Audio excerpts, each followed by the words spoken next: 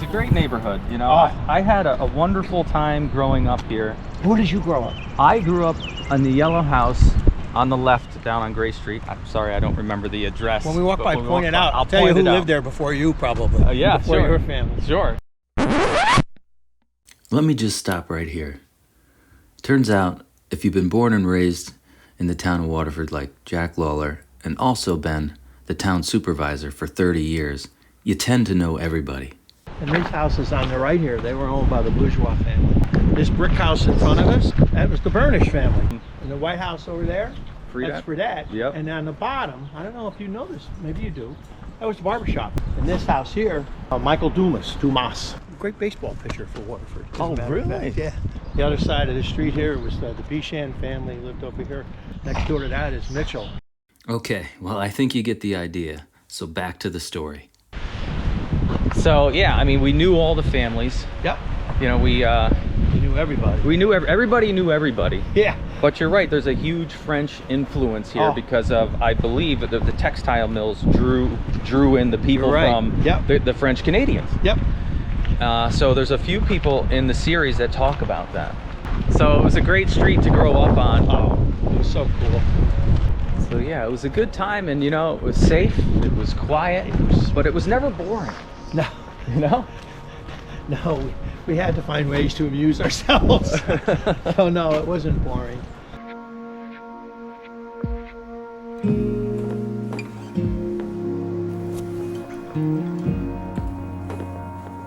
That house across the street, that was by Brisson. Yeah, That was owned by the Brisson. Brisson family. The Yep. interesting thing is that Mr. Brisson, George Brisson, he was the Saratoga County Sheriff.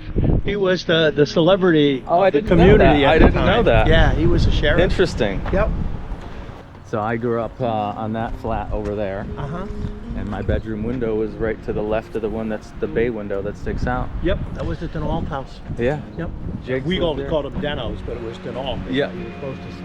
Johnny Fredette had a barbershop on, okay. on the basement where that the brickwork is. The father of the. Yeah, yeah. Okay.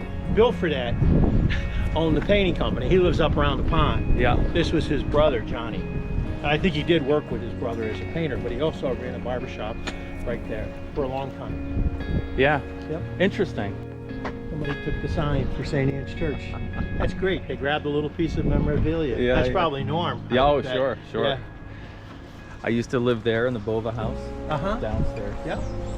and this was Randy Snay, You're right, the Snake family. I had forgotten about that. Yeah. Jason Messier. Oh yeah, that's Messier. They're all the Messier kids. Yeah. There was, let's see, Michael, the oldest brother.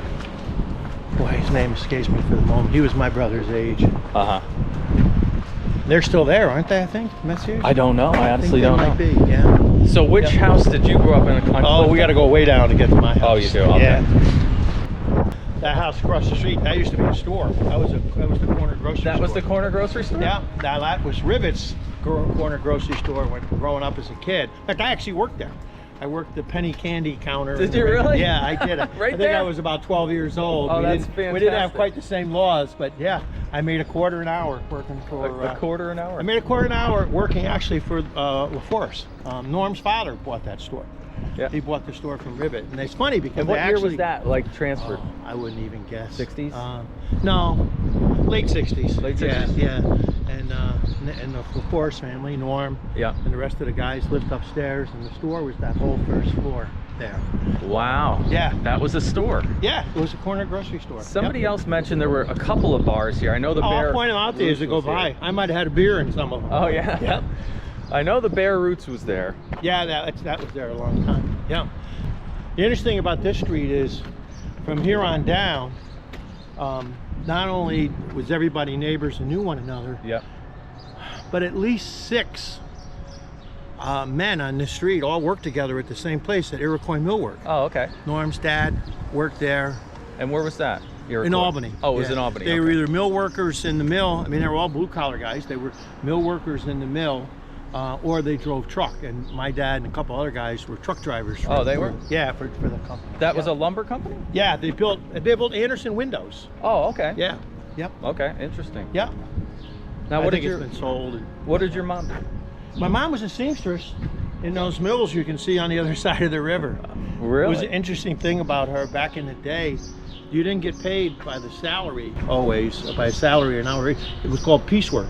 You got paid by how many pieces, Garments. yeah, garments you pinned up. They were pinning up shirts, and you know all those pins and all that. Somebody has to put them in. Somebody has to put them in. And she was one of those people. That work all went overseas, of course, eventually. Yeah, we don't Yeah. make many textiles here, No, right? nope, unfortunately. But yeah, we're on Clifton Street, Yep. and Greenhouse with the Perrier family. Yep, Susan Wow. lived in that house. Yep. I lived in this White House down here, Uh-huh. and I want to believe the owner's name. I remember everyone called him Rainey. Rainy. I don't remember. My mom would know his name, The but greenhouse here? No. This was this. No. Oh, the, you're the greenhouse on the second floor was Ed Paskowitz, and Ed was also an Iroquois guy. The house across the street, the reddish one. the red. Yep. Yeah, that was Ayotte, the Ayotte family. Ayotte. Okay. And this house here, the blue one, Yep. this was the Cunningham family. He worked there too. He Okay. worked- yeah, he Wow. worked Everybody worked at Iroquois. Look at that cute A dog. lot. Hey, buddy.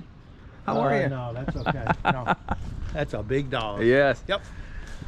And this house here, this is the one you lived in? I lived upstairs. This was owned back when I was a kid by Mr. Jackson, and everybody called him Mr. Jackson. And Okay. I know. It was him and his wife. They were both elderly, more older than most of the people than the adults on the street. Yeah. But very, very nice people. And I don't know if they still have it. Well, we used to very quietly go in. He had a grapevine back there, a big grapevine. Okay. And maybe we came in and picked a few grapes now Hey, and then. we all did that, right? Yep. This here was a bar. Yeah, this was It was originally couple different- Walker's. Was the Walker's, name of it. right. Walker's. It was originally Walker's, then the Bare Roots. It was a good bar. Surprisingly, Clifton Street, back in its heyday, was home to several bars and nightclubs, which was kind of odd for a suburban, quiet neighborhood street. It was a fun bar. Oh, wait a second. The green fourplex up there. Yeah. That we walked by. Yep. That was Otto's. Otto's. It was originally Humphreys. Yeah. And he lives up around Swayze Acres. That was a big bar down there. The whole first floor was Okay. a bar. So on the second floor, the Garrity family lived up there. But that bar, and then it became Otto's, and then Otto sold it to George. It became George's Rendezvous. Yeah. I don't know if you remember. Probably before I your don't. time. Yeah, I don't remember. It became George's Rendezvous, and then they eventually it closed. Then they turned the downstairs into apartments. Yeah. Yep. Here, as I said, this was originally Walker's. Yeah. And then it became the Bare Roots, and then eventually it was the Elbow Room. It was Walker's Elbow Room. Okay, I think was the okay. official name of it. This here, Dumbrookie, Yeah. and he also worked at Iroquois. That used to be Corky's. That was another bar. Big, well-known bar. Okay. To big crowds, had good bands. This is going back in the 50s. Oh, okay. 50s and into the 60s. Okay. Yeah, and Corky's was quite the place to go. It was a very popular spot. Across the street is kind of a cool story. That's a huge lot, right? Yep. For Clifton Street. Yep.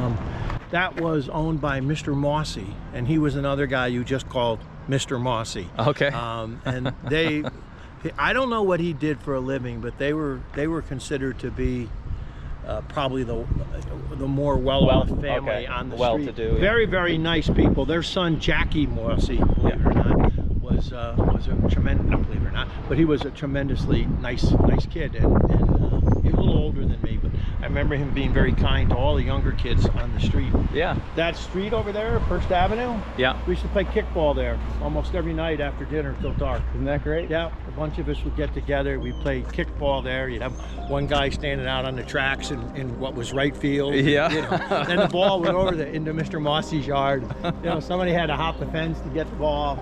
That's fantastic. We Yeah. did the same thing with like wiffle ball and Nerf football right in the street, like Yep. right below the park, because Yep. there was not a lot of traffic. Yeah, exactly. Yeah, right there we played kick the ball. Kick the ball, night right after there. night after night. I didn't think anybody kept score or anything like that. We just kicked the ball and ran like Yeah. that, you know. Yeah. Hey, This was the Gilhooly family Okay. right here. And this gray house here is where I grew up. The artist Gilhooly? Yes. Okay. Yep. Steve. Okay. Yep. Steve and Joey were the And kids' this is, names. I think Joey might still live there. This is where I grew up on the second floor. Oh, really? Yeah. Up on the second floor. On the second floor, corner of First and Clifton.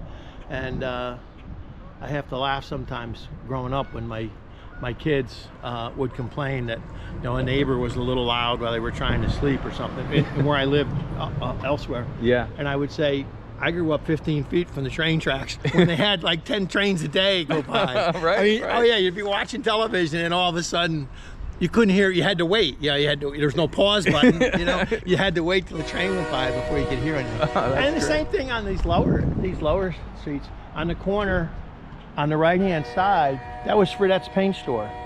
He had a paint store. He sold really? paint there. Wow. Yeah. I never knew that. Yeah, it was a little paint store there, and Mr. Fredette sold paint there. Wow. And then I used to go down after school. I'd climb down the bank and fish underneath that bridge, which was, you know, a cool thing about living this close to the river. A lot of cool spots. Because there was always, you know, there was always a lot of water around here, and every parent's nightmare was that their kid would not realize how potentially dangerous some of these places were. Yeah, I always told my kids don't walk on ice, you know. Yeah.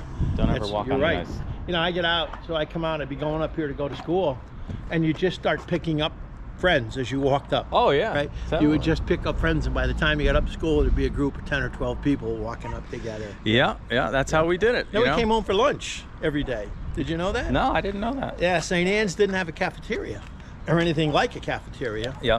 So when it was time to eat, we all were told to go home and come back in an hour. I think it was an hour, maybe an hour and 15 minutes. Yeah. So everybody went home. So what was your favorite lunch? Like, what did you make when you got home? Well, you got to remember, my mom was working. Yeah. So now I'm in 4th grade. I'm not coming home. She's not trusting me so much to make a peanut butter jelly sandwich. So she actually had me come to a neighbor's house a few doors over on First. And lovely old lady, and older lady. Yeah. And she, you know, she always put a real nice lunch on for me, and then patted me on the head and sent me back to school. Isn't that nice? See, neighborly love, people. Yeah. Well, you could trust people. Yeah. You know, you could trust people. Definitely. Yeah. Look at this old car, Jack. Yeah. That's a Cadillac. I don't know if it is. I don't know if Leroy was his name. I don't know if he. Yeah, I know Leroy Walker. Yeah. He built this. Yeah, he was big. He was a motorcycle guy. He loved motorcycles. That was his thing. Yeah. And it was just, you know, it was just a great, like I said, everybody, and you know, because you grew up here. Yep. Everybody knew one another. Yeah. And you'd walk up the street, it'd be, hello, Mr. Jackson. Hello, Mr. O'Connor. Yeah. And you know, and it's funny because as you got older, Yep.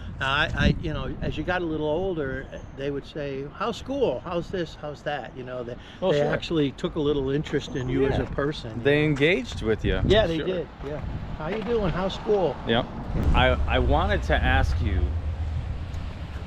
I forgot what year it was, but down in the village on underneath some of the city streets, I want to say it was by Front Street, they found Native American bones. They did. And I wanted to, because I read that you had contacted the Iroquois chief or something to get their safe removal. I'm not to sure you preserve have them. enough battery in there to hear the whole story, but we were doing a sewer project in the village of Waterford. The town is responsible for the sewer system. The sewer system, yeah. Including that piece of it that's in the village. The village takes care of their own roads and their own drainage, Yep. but the town was responsible for the sewer system. The state was requiring us, forcing us, quite frankly, to do a separation project. When rain falls, for example, into this catch basin, Yeah. in the village, it was being combined with the sanitary sewer, and then it was going to the plant, and in heavy rain, it was causing capacity problems at the plant. Yeah. And so the state, understandably, said, hey, you can't keep putting rainwater into your sewer system because you're overflowing your plant. And when you overflow your plant, the stuff that goes back to the river isn't as clean as it should be. Okay. So they made some money available to us, and then made some loans available to us at, you know, very, very attractive interest rates. So we started doing the project, and the contractor, I got a phone call from the engineer in charge, and he said, look, he said, we just uncovered an Indian, we just uncovered a grave. Wow. About 5 feet down, Mm-hmm. where they were putting the lines in. He said, what do you want me to do? And I said, well, don't disturb it. I said, you know, go around it and keep working. An hour later, he called me. We hit another grave. He said, we hit another. I said, what do you want? And again, he said, what do you want me to do? I said, just, you know, don't disturb it. We'll get the right people involved. Yeah. Just keep working. Then he hit another. He hit 3 of them. 3 of them. And after the 3rd one, he said, "What do you want me to do?" I said, "I want you to stop digging." I said, yeah. And then it became, all right. What do we do? So, like, how were they there? Like, was the story ever uncovered? Like, how they got there? Yeah. Well, that whole part of the village and People's Island was a Mohegan Indian stronghold. The There was a Mohegan, huge village and Mohegan Indian population. There are other tribes around too, Yeah. but the Mohegans are part of the Iroquois Confederacy, which is why we wound up talking to the Iroquois Nation. Yeah. And it was not an easy thing to get them because they're concerned, and I could get it culturally for them. They weren't thrilled with having shore lines run over the top of their ancestors. Yeah. So it got to be, but then to stop and start the project was millions of dollars. It was, you know, would have been $1 million, at least $1 million, probably closer to 2. Wow. To just change directions. Yeah. And so we talked and we got to know one another a little bit, and finally the chief agreed that we could reinter them over on People's Island. But interestingly, nobody in the village, very few people knew the graves were there. We were trying to protect it because crazy people, right? You know, so we actually, we put the dirt back in, we filled the holes for 2 of them. The 3rd one, we put an iron plate over the top of it, and we parked a piece of equipment on top of the iron plate. Yeah. So we agree we're going to take them out, and but the only people who could touch the bones were women. Why? It had to be. It was custom. Culture. Okay. Iroquois culture. Interesting. Yeah. So we had to hire archaeologists, who a couple of the women taught at University of Albany and things like that. So we got them in there. But the night before they were going to take them out, the Indians came down and did a graveside ceremony. They went in. They burned tobacco. They chanted some prayers from their culture. Wow. And I was down there to watch, and I'm watching. You know, it's the village, right? Nothing happens in the village that everybody doesn't know about. Within about 10 minutes, there's a small crowd of people. Yeah. You know, looking at and they knew at this point. You know, it wasn't hard to figure out. Yeah. Guy walks up to me. He said, they uncovered an Indian grave, huh? I go, yeah. He goes. And I saw them filling holes back in. He says, "You hit more than one?" I said, "Yeah, we did."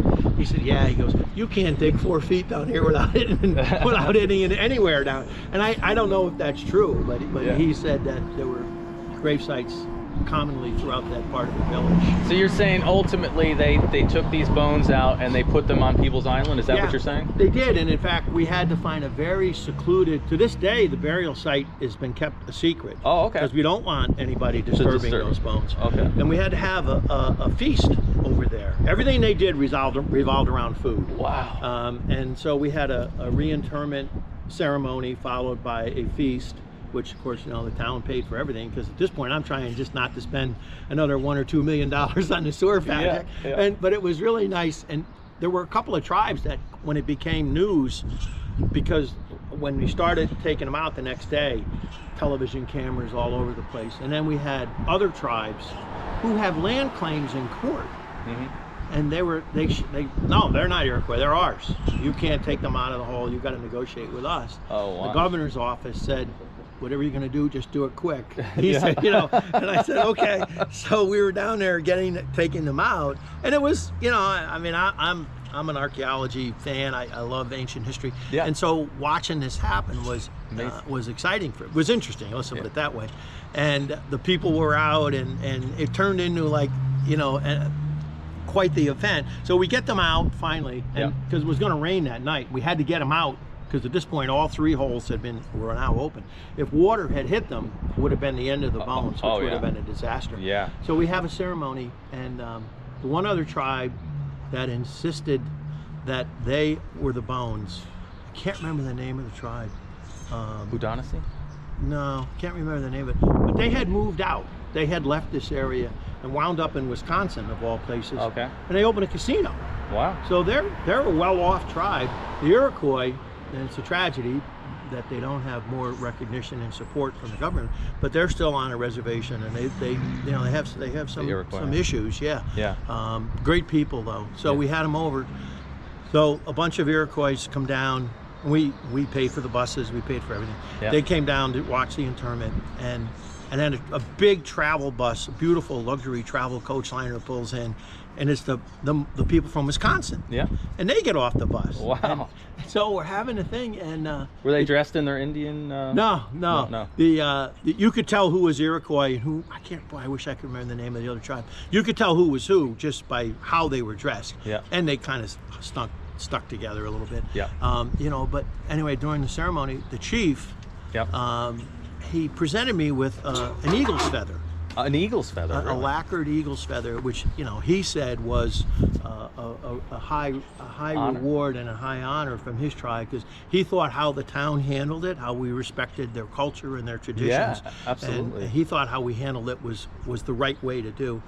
The other guy, the other chief from the Wisconsin, he gave me a casino T-shirt. Oh, he did? So that's how the bones wound up. All right, I there. like it. I like it. Yep. So anyway, I also read that you oversaw the construction of the visitor center at the Erie Canal, and I also have footage of you actually speaking at the very first Canal Fest. Wow. So. How'd I look? It was good. It was good. We're interrupting your regular programming to bring you an emergency announcement. Well, unfortunately, I made an honest mistake. That was actually Mayor Mahoney, and it was the first annual tugboat roundup. However, let me make it up to you. I do have some old footage of Jack as a coach on my brother Richard's t-ball team back in the 90s. That's it out! All right, congratulations! Okay, back to the story. It was great. So we're going to put that in there too. Sure. But I wanted to hear the story about how the visitor center design came about. Like, where did the funding come from? This is a great story. It is, okay. So when I became supervisor, the town had some issues, and I mean all towns have issues. Upstate New York, we're challenged. Government is challenged. Local government is challenged, and so I was determined to change the trajectory of where the town was going. Yeah. And so looking around saying, okay, what have we got as opposed to spending money necessarily? Like, what resources do we have? Right, what do we have here? And anybody who grew up here knows that the one thing we have is a lot of water. Yeah. Right? There's the Hudson, the Mohawk, the canal system basically runs right through the middle of the community. Yeah. So we had a lot of water. Yeah.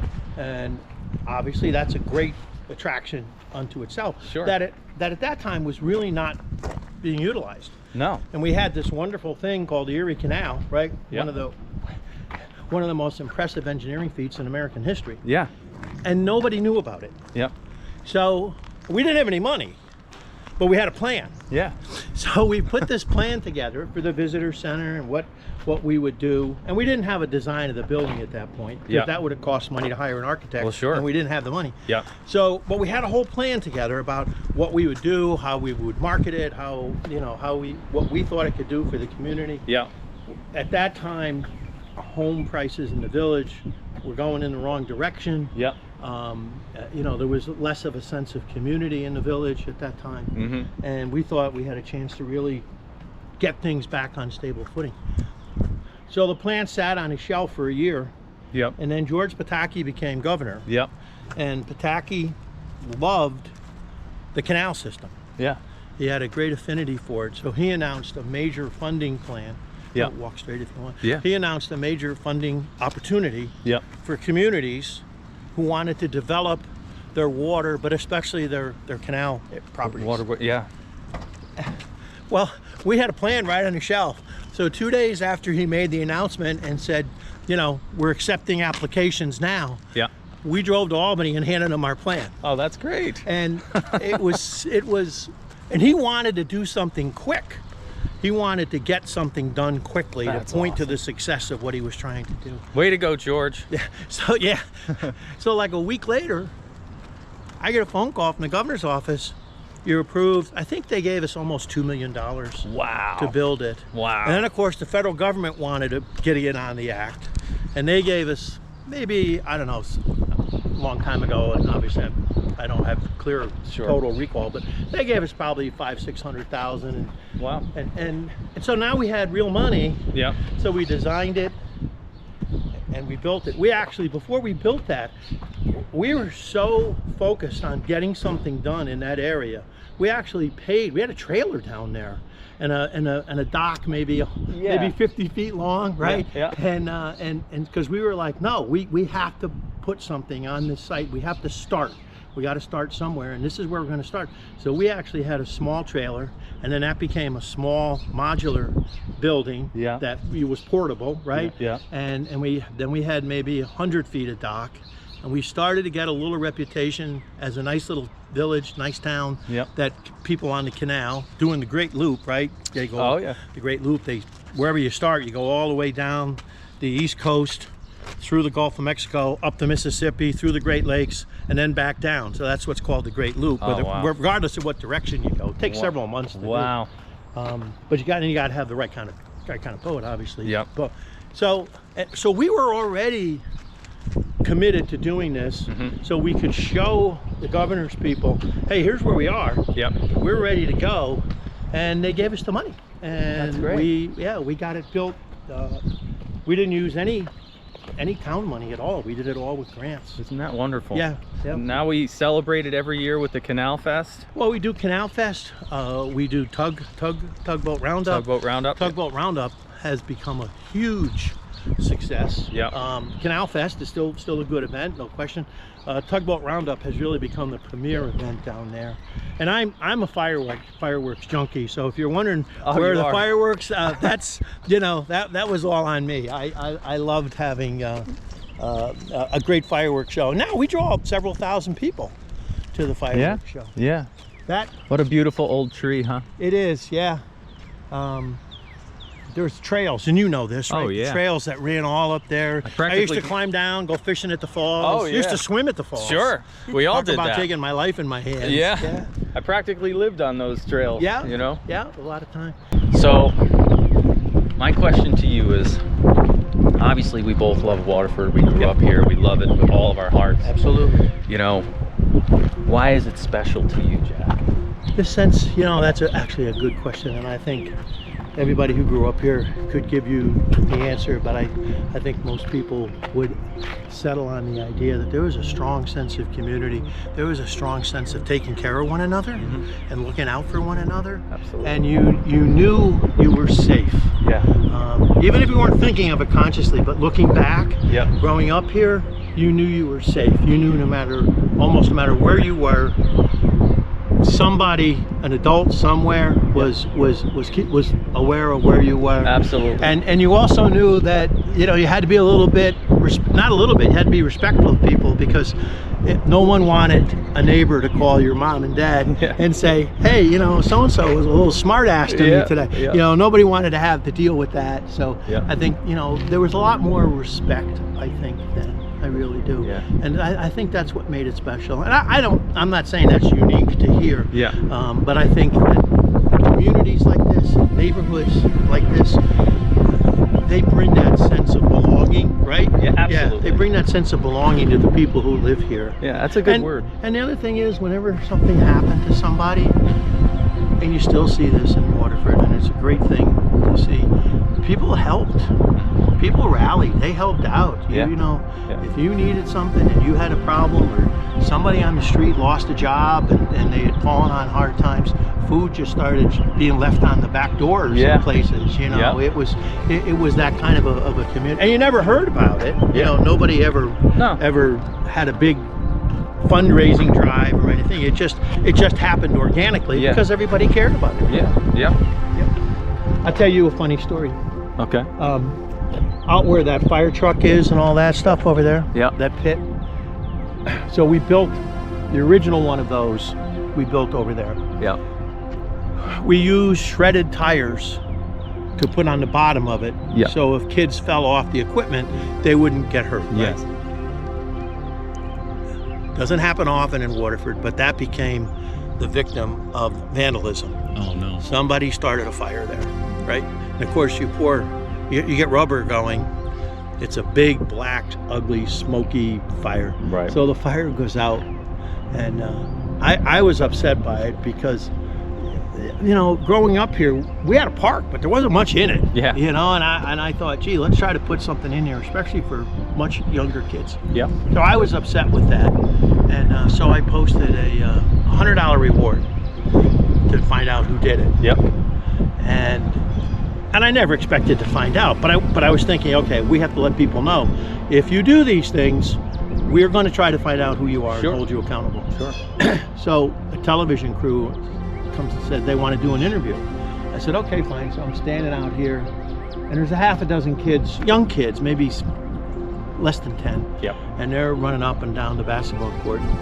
And of course they see the TV camera, they come over, they're very respectful, Yep. you know, as I would expect growing up on this street. Sure. So, and I said, we'd like to find out who did this. You know, it's important to the community, you know, to hold people accountable, because this affects people, right? This affects people, and there's just no reason for it. Yeah.